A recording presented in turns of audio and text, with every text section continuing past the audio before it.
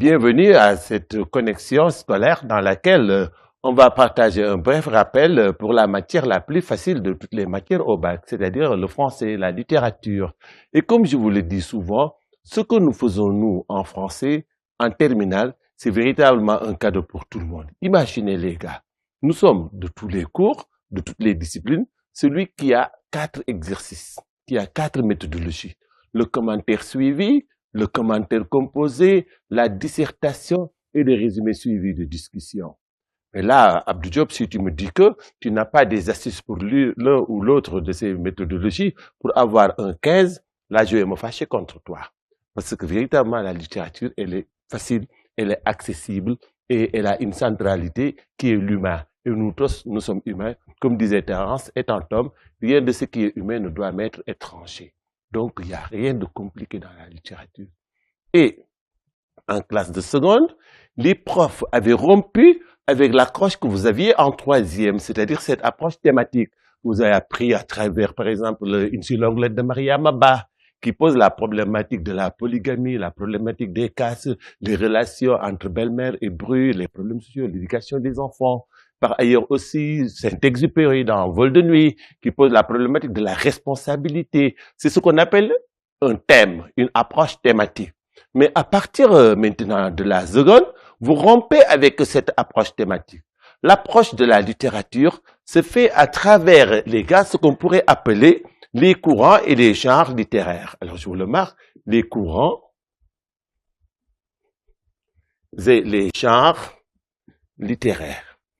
Et cette approche-là, elle commence avec la seconde, avec une date butoir. Vous partez, les gars, rappelez-vous, le professeur de seconde vous l'a dit.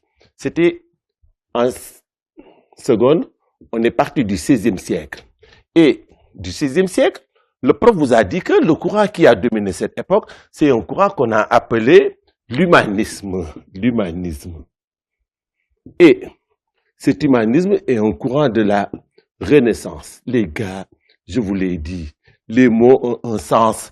Vous décomposez le mot Renaissance, vous avez le préfixe itératif re, qui est équivalent de fois de jouer, rejouer, manger, remanger, faire, refaire une deuxième fois. Donc pourquoi on a appelé le XVIe siècle le siècle de la deuxième naissance? Bah justement, parce que Rabelais dira que l'époque précédente qui est derrière, c'est-à-dire 15, 14, 13, renvoie à une certaine obscurité de l'humanité. Il appelle cette période-là la nuit noire d'ignorance. C'est dire que on a comme l'impression que l'histoire de l'humanité a commencé au XVIe siècle. C'est un choix fait. Parce que, bon, on l'a appelé le siècle de la Renaissance, parce qu'il a vu un certain nombre de découvertes qui ont permis d'avoir une nouvelle vision du monde.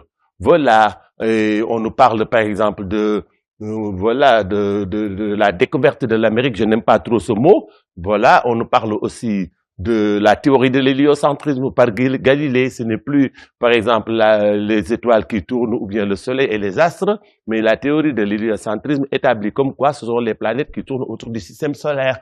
Et maintenant aussi, le monde s'élargit. Les voyages, les conquêtes et les découvertes permettent de, comme dirait Montaigne, le monde occidental qui se croyait le centre du monde en découvre un autre. Comme dit Montaigne, notre monde vient d'en découvrir un autre. Et donc, cet humanisme et cette renaissance, illustrés par de grands écrivains comme, par exemple, Rabelais, François Rabelais, avec la saga des géants dont l'un des héros s'appelle même Pantagruel. Pantagruel. Et j'adore bien le nom de ce héros de Rabelais, Pantagruel. Dans le mot Pantagruel, on a le préfixe pan, qui signifie en français moderne tout. Voilà. Par exemple, le coronavirus était une pandémie. Monsieur Ismaël Lô dit qu'il n'est pas un musicien sénégalais, mais il est un musicien panafricaniste. Donc, le préfixe pan signifie tout. Donc, Pantagruel veut dire tout et soif. C'est quelqu'un qui a soif de tout. Et cette soif-là, ce n'est pas de l'eau qui l'étanche, mais c'est plutôt la connaissance et les savoirs. Pantagruel, soyez des Pantagruel. Soyez des âmes qui ont soif de connaissance et de savoir. Et vous verrez, par exemple, quand vous serez en première, quand, par exemple, Baudelaire, au 19e siècle, dira « enivrez-vous », il ne nous demande pas d'aller au bar. Nous, les professeurs, nous ne vous enseignons pas d'aller vous droguer, ni de boire de l'alcool. Mais enivrez-vous, c'est de connaissance, de savoir à votre guise, mais cherchez la connaissance. Et vous pouvez le faire si vous en avez les capacités. Et comme le dit bien Descartes, le bon sens, il est l'apanage de tout le monde. Donc personne n'est nul, tout le monde est capable de comprendre tout ce qu'il veut. Donc les gars, je le disais, et ce siècle a été l'occasion de découvrir un genre littéraire. Ça a été le siècle des premiers courants littéraires qu'on a appelé la Pléiade. Et cette Pléiade, elle s'est exprimée à travers la poésie, avec de grands poètes, comme par exemple Joachim du Bellay, Pierre de Ronsard. Ne me dites pas que vous n'avez pas étudié des poèmes comme Heureux qui comme Ulysse ou bien Mignonne, allons voir si la rose ce matin. Ça a été l'occasion même pour le professeur de vous initier aux techniques poétiques à travers ce cours qu'il appelle la versification. Vous apprendre ce que c'est qu'une strophe, un ensemble de vers rimés, ce que c'est une rime, une homophonie ou la répétition d'un son à la fin des vers pris 2 par 2, une strophe de 4 vers s'appelle quatrain, de 3 tercets, etc., etc. Toute cette terminologie globale qu'on appelle la versification. Donc, on peut dire que ça a été pour le poète de vous apprendre l'esthétique de la poésie, l'esthétique. Donc, ce terme est intéressant dans la mesure où même l'intitulé des cours, quand vous serez en terminale, va s'appeler l'esthétique des genres littéraires. Mais, continuons notre progression. En seconde, du 16e, logiquement, qu'on appelait l'humanisme, on est passé au 17e, que le professeur a appelé le classicisme. Voilà, l'époque classique ou le classicisme. Cette époque aussi s'est subdivisée en d'autres périodes, mais grosso modo, les profs n'insistent pas trop sur le baroque et la préciosité, parlant plutôt de l'époque classique. Et cette époque a vu de grands écrivains, comme par exemple, surtout, dramaturge. Un écrivain dramaturge, c'est un écrivain qui fait des pièces de théâtre. Voilà, ça a été l'époque des Corneille, des Racine et autres. Celui qui faisait les comédies, vous le connaissez, Molière. Voilà. Et donc, on peut dire que si la poésie a dominé le XVIe siècle avec la Pléiade, c'est le théâtre qui va dominer l'époque classique avec de grands dramaturges comme Corneille, comme Racine, comme au niveau de la comédie, par exemple, Molière. Jean-Baptiste Poquelin dit Molière. Voilà. Et maintenant, ce théâtre s'est subdivisé en deux sous-genres. Un genre où l'on rit, on s'amuse avec une fin heureuse et qui se donne même comme devise Castigade, ridendo mores, corriger les tares et les défauts de la société à travers le rire, c'est ce qu'on appelle la comédie. Et le maître de ce genre, c'est Molière. Par ailleurs, parallèlement à ça, il y a un genre qui s'inspire du passé, qui met en scène de grandes personnalités empruntées à l'histoire en proie à des aventures extrêmes où les passions peuvent aboutir même à des fins tragiques. C'est ça qu'on a appelé la tragédie.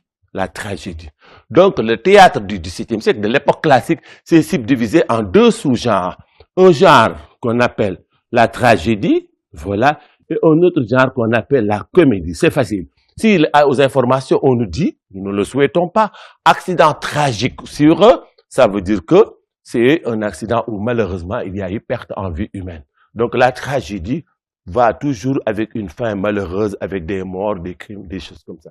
La comédie, c'est véritablement le happy time, on passe du beau temps, on s'amuse, on rit, les méchants sont punis, les bons sont récompensés et les amoureux vont se marier et auront de beaux enfants. C'est ce qu'on appelle un happy end, une fin heureuse. Donc, ayant quitté les champs, le professeur progresse vers le 18e, qu'on a appelé prosaïquement le siècle des Lumières. Je le répète, les mots ont des sens, les gars. Le mot lumière est une métaphore ici. Il a un sens caché, c'est un transfert de sens. Métaphore veut dire voyage, transfert de sens. Ça ne veut pas dire que c'est le siècle où l'on a créé la lumière, ça se fera avec la révolution industrielle du 19e siècle, mais c'est une métaphore d'écrivains, philosophes, scientifiques qui ensemble vont se dire que à partir de notre génération, les lumières de l'esprit vont éclairer les ténèbres de l'ignorance. Ces écrivains, qui d'ailleurs ont inspiré la devise de l'université de Dakar, l'UCAD, Lux mea lex, la lumière est ma loi. Je suis intellectuel, tout ce qui n'est pas clair, je ne m'y engouffre pas. Et on retrouve en écho même ce credo dans une des parties de notre hymne national. Senghor dira dans son texte, dissipant les ténèbres, soleil sur nos terreurs, soleil sur nos espoirs. Dissiper veut dire faire tomber. C'est ce que Diderot a dit. Il a dit, désormais, les lumières de l'esprit vont dissiper les ténèbres de l'ignorance. Donc, les indépendances, symbolisées par le soleil qui clarifie, vont faire tomber les peurs des Africains qui étaient colonisés, va amener de la lumière dans leurs espoirs, soleil sur nos espoirs. Donc, la métaphore qui a permis d'encadrer ce siècle, de le désigner, le siècle des Lumières, repose sur ce dessein, c'est-à-dire cet objectif qu'ils se sont fixés. Alors, il s'appelait Denis Diderot, il s'appelait Jean-Jacques Rousseau, vous le connaissez, l'auteur du contrat social, qui s'appelle Montesquieu avec l'esprit des lois, qui s'appelle Voltaire avec ses contes philosophiques, et d'Alembert, tous ces écrivains vont s'associer pour faire une production didactique dont la vocation est d'éveiller leurs contemporains, de lutter contre l'obscurantisme, de lutter contre le fanatisme, de lutter aussi contre, la royauté, la monarchie, pour établir les libertés, pour véritablement propulser l'humanité vers un ère nouvelle. Et même, il y a une autre chose qui est plaisante, ce siècle n'a pas trop vu de poètes. Ce qui a dominé dans ce siècle, c'est une écriture en prose. Parce que c'est tellement cohérent. Si vous voulez éveiller les gens, soyez précis, soyez simple. Et la meilleure façon, la plus simple pour un didacticien, celui qui apprend aux gens, qui veut être compris, c'est d'utiliser sujet, verbe et complément. Et même on dira à Diderot, mais monsieur Diderot, pourquoi dans votre siècle il n'y a pas eu de poète? Il a dit, pourquoi dire de manière si compliquée ce que la prose permet de dire clairement? Donc, dans cette vocation de clarifier, ils ont utilisé la prose pour être compris par le maximum d'individus possibles. Et ce combat va aboutir car on verra que cet éveil sera tel que l'Europe, la France particulièrement, va profiter de ces lumières et faire la première révolution française de 1789 qui verra la chute de la monarchie et la proclamation, par exemple, de la République dont la devise est liberté, égalité et fraternité, et encore la Déclaration universelle des droits de l'homme. C'était ça le programme de seconde. Vous passez, vous venez en classe suivante, le prof continue, car tout ça est sous-tendu par le principe de Lavoisier, à savoir, rien ne se crée, rien ne se perd, rien ne se crée, tout se transforme. On était arrêté au 18e. Logiquement, on continue avec le 19e donc. Ce 19e, que mon collègue d'histoire géo appelle le siècle de la révolution industrielle. Pour nous, c'est plutôt le siècle du courant du romantisme. Ce grand courant qui est né en Europe, précisément en Angleterre et en Allemagne, va irradier la France. On le voyait chez, par exemple, Shakespeare, tout comme aussi chez Goethe, avec les souffrances du jeune Werther, qui ont influencé la France par l'intermédiaire de Madame Staël. Ce courant qui met en avant vraiment le lyrisme, on appelle lyrisme la tendance à parler de ses propres sentiments, à voir le monde à travers sa propre sensibilité, va irradier toutes les productions littéraires du 19e siècle. Et quand je dis production littéraire, je pense à tous les genres littéraires, la poésie, le roman, le théâtre et toute autre forme. Donc, ce romantisme va s'exprimer à travers tous les genres. La poésie, avec Victor Hugo, Musset, Vigny, Lamartine, et maintenant le roman, toujours avec Victor Hugo, tout le monde connaît Notre-Dame de Paris, tout le monde connaît l'histoire de Jean Valjean, Les Misérables, mais aussi au théâtre, avec par exemple cette forme théâtrale qu'on a appelée le drame romantique, qui est un genre hybride né de la fusion entre la comédie et la tragédie. Quand en terminale, vous travaillerez sur l'esthétique du théâtre, le prof vous parlera de ce rejet de la séparation des genres. Car tantôt, n'oubliez pas, en seconde, le professeur avait étudié le théâtre à travers deux sous-genres, la tragédie et la comédie. La tragédie, on peut dire où il y a les larmes, la comédie où il y a le rire. Alors les romantiques vont dire que la vie est un ensemble de rires et de pleurs, de bonheur et de malheur. Donc pourquoi le théâtre qui se veut une représentation sur scène de la vie, donc un miroir de la vie, va séparer ce que la vie a lié. Donc les romantiques vont rejeter cette séparation théâtrale des genres théâtraux pour faire une fusion. Donc, si on vous dit, qu'est-ce que c'est que le drame romantique? Bah, répondez, c'est le théâtre fait par les romantiques et qui a été théorisé par Victor Hugo dans sa célèbre préface de Cromwell et qui défend l'idée du mélange des genres. C'est-à-dire qu'il intègre la tragédie et la comédie pour en faire un genre hybride qu'on appelle le drame romantique. Donc, le drame romantique, c'est le mélange, c'est un théâtre qui prône le mélange, qui rejette la séparation des genres. Donc, voilà le romantisme. Donc, avec les plus grands écrivains de cette époque, le 19e siècle est pertinent dans l'histoire de la littérature française.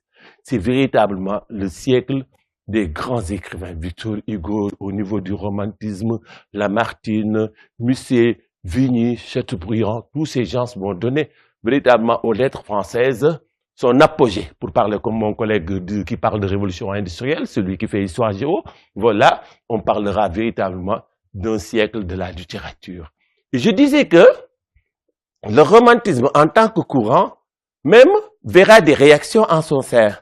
Des écrivains vont dire que, ouais, cette tendance à l'extrême sensibilité à voir le monde à travers soi-même, véritablement doit cesser. Le moi-même devrait disparaître au service d'une analyse beaucoup plus lucide et claire de la réalité. Ah, le mot est lâché. J'ai dit réalité. Alors, des écrivains vont parler pour défendre la réalité. Il faut que les écrivains soient des témoins fidèles de leur époque en rendant compte de ce qu'ils voient. Ces gens qui défendent cette idée d'une certaine fidélité par rapport à la contemporanéité vont créer un courant qu'ils vont appeler le réalisme. Dans le mot réalisme, vous avez le mot réel qui est synonyme de vrai. Et ce réalisme, lui, il sera exclusivement un courant qui va s'exprimer à travers le genre romanesque. C'est le roman. Et vous le verrez, votre professeur fera des œuvres comme le Père Goriot, comme Honoré de Balzac, ou encore Madame Bovary de Gustave Flaubert. Bref, la classe de première est axée sur l'étude du roman. Même en littérature africaine, ce sera l'occasion de faire des romans de la seconde période, notamment Une vie de boy de Ferdinand Oyono. Ce n'est pas compliqué, les gars. De tous les genres, le roman est celui qui est le plus accessible. Écrit en prose, il met en scène des personnages, raconte une histoire et obéit à une logique narrative avec un début et une fin. Le schéma narratif, vous avez connu depuis le collège, situation initiale, éléments perturbateurs, dynamique des actions, etc. Les gars, ça, vous le connaissez. Donc, je disais que du 19e siècle, après cette réaction réaliste, il y aura une autre réaction même qui va demander la systématisation scientifique du réalisme pour aboutir au naturalisme. Donc, les gars, si on vous dit qu'est-ce que c'est que le naturalisme, ne soyez pas compliqués. Dites tout simplement, c'est un réalisme qui se veut scientifique. Et ce courant sera défendu par de grands écrivains comme Émile Zola, l'auteur du célèbre Germinal. Et même aussi, le réalisme ne s'est exprimé qu'à travers le roman. Et par ailleurs aussi, on verra aussi une autre réaction qu'on appellera la réaction parnassienne. C'est des gens qui s'oppose un tout petit peu à l'excès de réalisme et à cette quête d'utilité de la littérature. C'est un courant aussi qui s'est défini surtout à travers la poésie, avec un autre courant qui est le symbolisme. Donc les gars, vous remarquez que véritablement, ces courants sont des réactions issues de la source qu'est le romantisme. Dans le mot symbolisme, vous avez le mot symbole. Un symbole, c'est un signe qui renvoie à une autre réalité. Par exemple, si vous voyez devant une boutique, par exemple, ce signe, je dessine mal, vous n'allez pas entrer pour demander un sandwich, mais peut-être vous allez demander, déposer votre ordonnance. Ça symbolise sommairement une pharmacie. Voilà. Donc, un symbole, c'est un signe qui renvoie à une autre réalité. Donc, les symbolismes posent le postulat comme quoi toute chose ici-bas est le symbole d'une autre chose. Et le poète, grâce à sa saisie des correspondances, doit parvenir à nous suggérer à travers sa poésie le véritable sens caché de tout. Ce courant est défendu par des poètes dont le plus célèbre est Charles Baudelaire, l'auteur des Fleurs du Mal. Ok les gars, rien n'est compliqué. Et là, on est en plein contemporanéité. On va vers le XXe siècle. Et le XXe siècle sera l'occasion pour le professeur de vous intégrer le courant du surréalisme, qui n'est qu'une continuation du courant du symbolisme. Voilà, très contemporain. Mais maintenant, Ce qui est pertinent, c'est quand on arrive en terminale.